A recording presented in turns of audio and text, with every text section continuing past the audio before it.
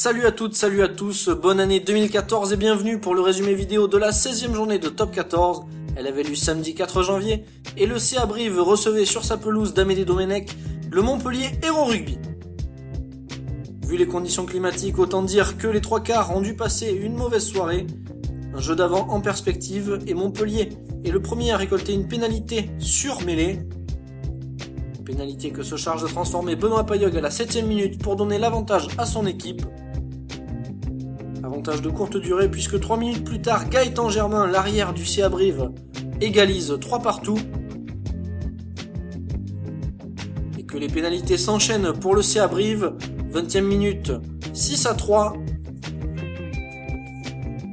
Mais le MHR présent dans le combat met son adversaire à la faute et Benoît Payog répond présent pour remettre les deux équipes à égalité 6 partout.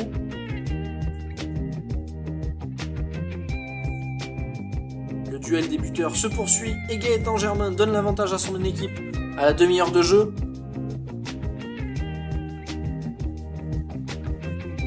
Et permet même au CA Brive de mener 12-6 à la mi-temps suite à cette dernière pénalité. A noter que l'arbitre de cette rencontre, Cédric Marchand, est l'arbitre qui siffle en moyenne le plus de pénalités par match en top 14. A la reprise, Gaëtan Germain passe 3 nouveaux points pour permettre au CAB de mener 15-6 et de sortir le Montpellier Hérault Rugby du bonus défensif. Alors que le terrain gras rend les mêlées difficiles, monsieur Cédric Marchand, après plusieurs fautes, décide de sévir et sort les deux piliers sur carton jaune. Pas forcément la meilleure solution pour assurer la stabilité des packs.